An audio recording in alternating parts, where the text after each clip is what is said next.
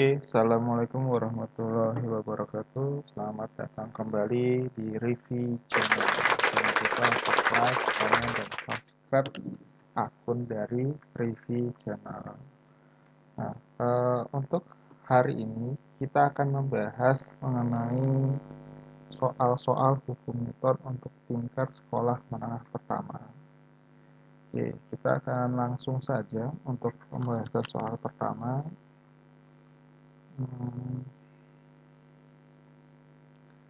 Nah, untuk ini soal-soal yang saya ambil soal-soal yang biasa dimunculkan dalam ujian-ujian baik tingkat nasional ataupun yang sering diberikan oleh guru-guru bidang studi fisika.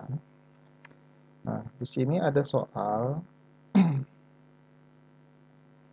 4 buah benda masanya masing-masing 4 kilo. Jadi masanya sama 4 kilo dikenai gaya seperti pada gambar yang mengalami percepatan terbesar yang terkecil berturut-turut adalah, nah dari sini kita ketahui untuk gaya, hukum Newton besar gaya adalah F sama dengan massa dikali percepatan. Di sini adalah gayanya F, ini massa, ini adalah percepatan. Nah, kalau ditanya adalah percepatan, maka A sama dengan F per M. Nah, karena M-nya sama, jadi kita bisa anggap A itu berbanding lurus dengan gaya. Jadi semakin besar gayanya, maka percepatan semakin besar. Ini berbanding lurus.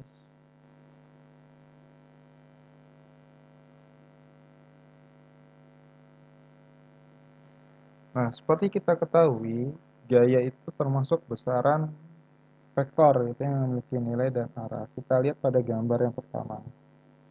Pada gambar yang pertama, itu ke arah kiri 12 Newton sama 20 Newton. Maka otomatis totalnya adalah 32 dikurang 16. Karena kenapa dikurang 16? Karena yang sebelah 32 dikurang 16 resultannya ya. Resultan gayanya dulu. Maka 16 Newton. Untuk gambar kedua, ini ke kiri. Nah, karena lebih besar ke kiri. Untuk gambar kedua, yang ke kanan berapa? 12 sama 16. Maka resultannya adalah 30, maaf.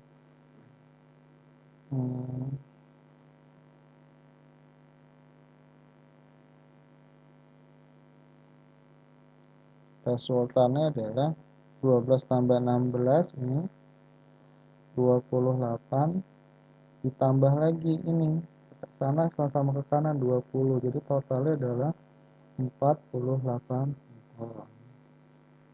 Oke, kemudian pada gambar ketiga ini kita lihat yang ke arah kanan apa? 12 dan 20, maka 32. Yang ke arah kiri itu 16, maka dikurang 16, maka besar ada 16 Newton. Yang gambar 4, yang ke kanan berapa? 16 sama 12, berarti 28 dikurang 20 ke kiri, maka 8 Newton. Nah, kita simpulkan pada gambar 1 itu resultannya adalah 16 Newton. Pada gambar 2 resultan gayanya adalah 48 Newton. Pada gambar ketiga itu resultan gayanya adalah 16 Newton. Pada gambar keempat resultan gayanya adalah 8 Newton. Nah, sesuai pertanyaan soal, yang mengalami percepatan terbesar dan terkecil adalah, nah ini kan kalau besar A percepatan berbanding lurus dengan gaya. Kita lihat aja yang resultan gaya paling besar ini gambar 2. Ini A paling besar. Yang paling kecil ini. Nah, ini A paling kecil. Nah, maka dari jawabannya yang benar adalah 2 dan 4. Ya, jawabannya adalah D. Oke, itu untuk resultan gaya. Jadi resultan gaya itu tinggal eh, yang searah dijumlah, yang berlawan tanda dikurang. Itu seperti itu ya. Oke, kita lanjutkan untuk soal selanjutnya. Nah, di sini itu ada soal Budi memiliki gaya dorong maksimal. Berarti gayanya si Budi, kita lihat dari sini, gaya Budi itu 200 Newton. Kemudian mendorong sebuah lemari pada gambar karena gaya gesekan antara lantai dengan lemari. Gaya gesekan itu 250 Newton. Nah, kemudian disajikan data nama-nama temannya.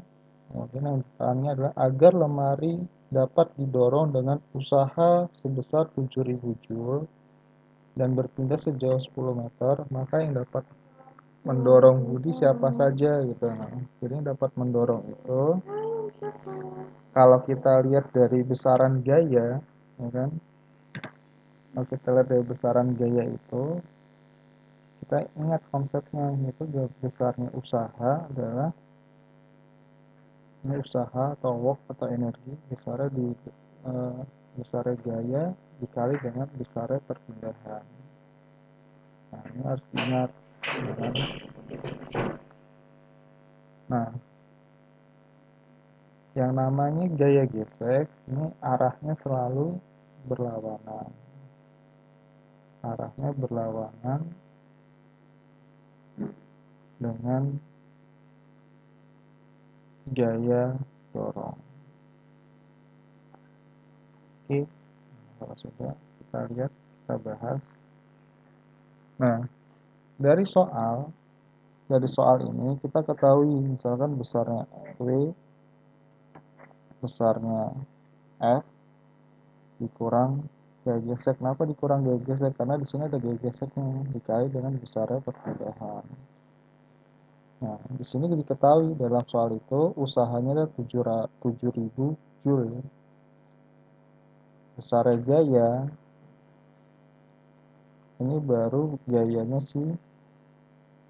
Nah, ini kita tanya F-nya dikurang gaya 250 meter dikali dengan S-nya adalah 10 meter. Nah, ini S ya. Nah, ini 10 meter itu S atau perpindahan. Maka 7.000 sama dengan 10F dikurang 2.500. Maka 10F adalah berapa? 9.500.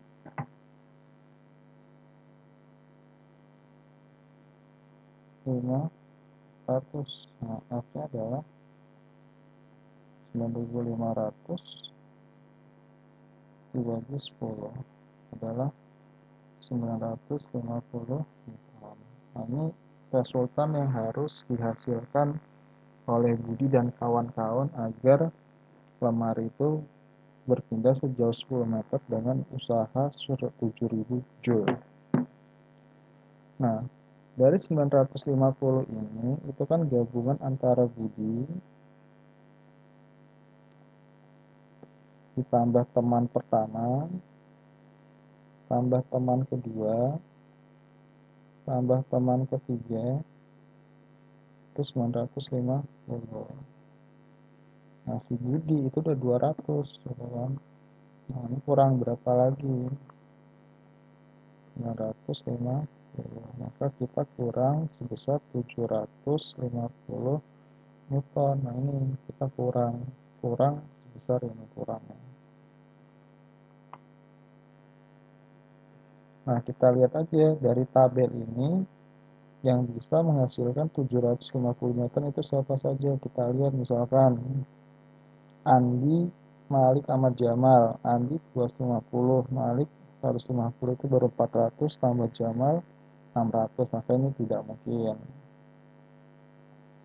Kemudian Edi, Malik, dan Zidan. Edi 240 tambah 150 itu 390 tambah Jidan itu baru 650, akhirnya nggak mungkin.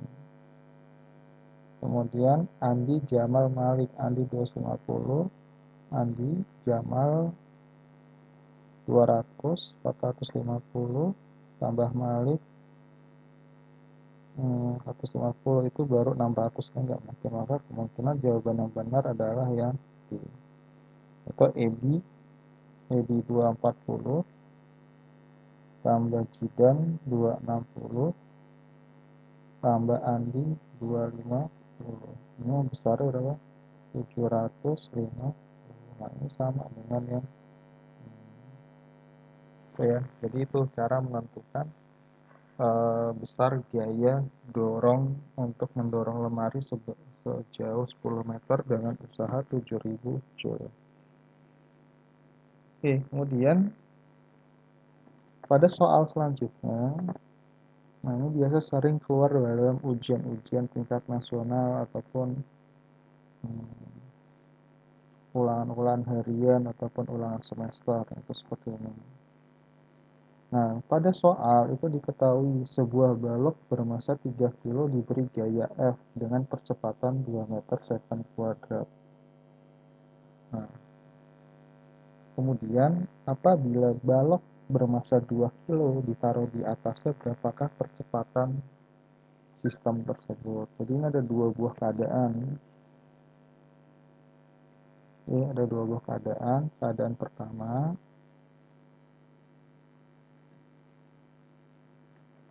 pertama itu masanya 3 kg, percepatannya 2 meter second kuadrat, sama gayanya adalah F. Ini keadaan pertama. Kemudian pada keadaan kedua,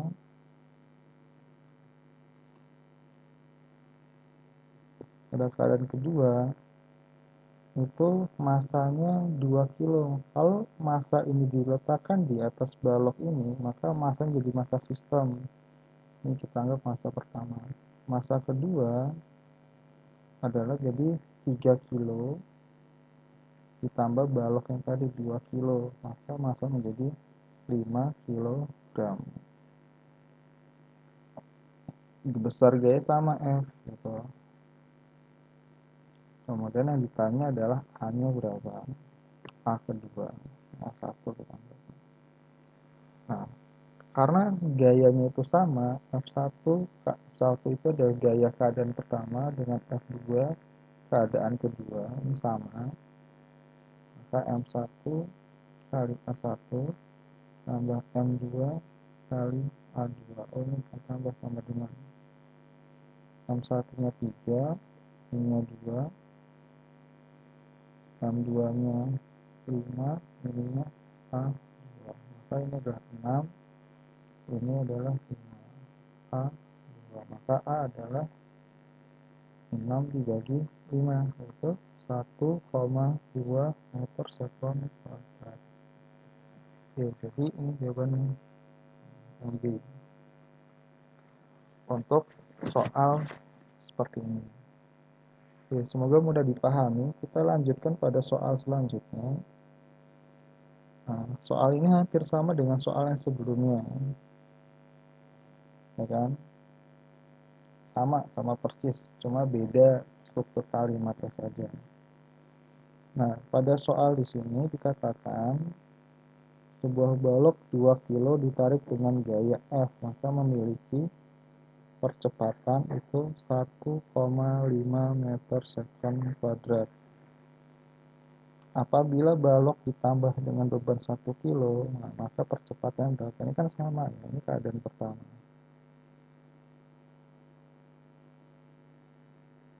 Nah, kalau keadaan kedua, kalau kita gambar, ini seperti ini. Ini balok yang 2 kilo, ditambahkan balok yang 1 kilo. Ditarik gaya F yang sama, maka A-nya berapa? Nah, karena gayanya sama seperti tadi, gaya keadaan pertama dengan gaya pada keadaan kedua, seperti ini. M1 kali A1 tambah M2 kali A2. Kita tinggal input, kita masukkan data-data sudah diketahui. Masa pertama itu 2 kilo. A-nya berapa? A-nya 1,5. Ini A-nya. M2 itu gabungan antara 2 kilo dengan 1 kilo, maka menjadi 3 kilo. 2 tambah 1 kilo dikali A2 nya di sana. Ini 3, ini adalah 3A2. Maka percepatan sistem keadaan kedua adalah 3 dibagi 3, itu hanya sama dengan 1 meter sekon kuadrat. Nah, ini sama seperti soal sebelumnya, cuma beda struktur kalimat saja. Oke, kalau sudah, kita lanjutkan soal selanjutnya. Oh, ternyata soalnya sudah habis ya. Mungkin itu saja yang dapat saya sampaikan pada materi hukum Newton, ya kan?